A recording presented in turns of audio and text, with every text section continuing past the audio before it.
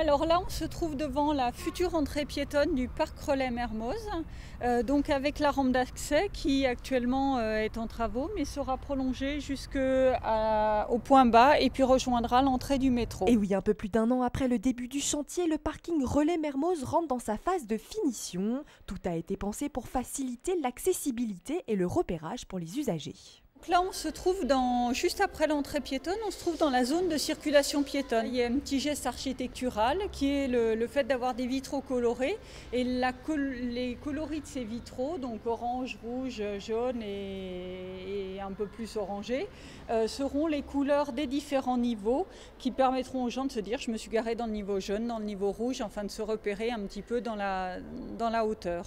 On a une rampe d'accès, on n'est pas obligé de faire le tour des niveaux pour se trouver une place. On aura des indications des places libres à chaque niveau. Et puis on a aussi travaillé pour limiter le nombre de poteaux de façon à optimiser les places et surtout la facilité pour se garer. 427 places sur 4 niveaux en sous-sol seront livrées en octobre prochain, ce qui triple le stationnement dans le quartier.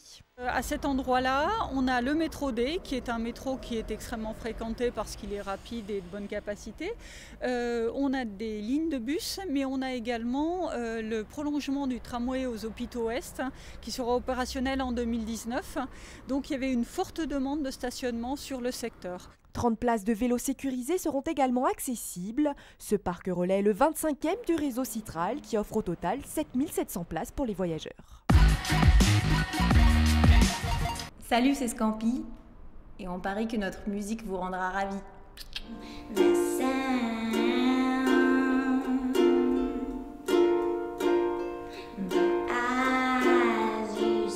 Scampi fait partie des 4 artistes sélectionnés lors du tremplin TCL. On vous laisse découvrir les autres en images. C'est Nico et sa fougère.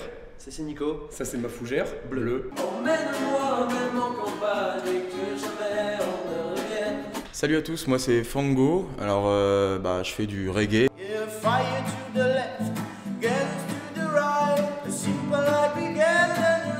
Un concert du Snake Crew, c'est de la bonne humeur, de la convivialité. Part n'importe où, tant que c'est loin de tout. Sur la route, oublie tous tes doutes, car la vie c'est cool. Et tu sais que c'est cool, tes complexes et tout. La page vient de Théo. Là, on est sur le parvis nord d'accès au stade et on est sur un des quais qui permettront de rejoindre Meyzieux les soirs de match par des services de tramway direct.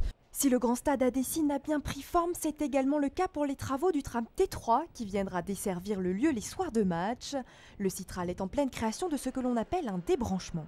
Donc le débranchement, il s'agit d'un linéaire de 600 mètres qui va de la ligne T3 entre la station Dessines Grand Large et la station Meyzieux-Gare jusqu'au grand stade, futur grand stade de Lyon. Les trams circuleront sur le débranchement les soirs de match.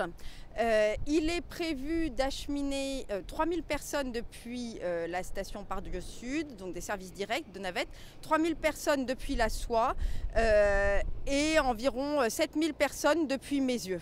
Donc ça sera une circulation uniquement les soirs de match, 2 heures avant le début d'un événement et le retour se fait en 1 heure après la fin d'un match. Les premiers tests sur le débranchement du tram T3 sont prévus pour la fin de l'été. La mise en service devrait avoir lieu en décembre prochain.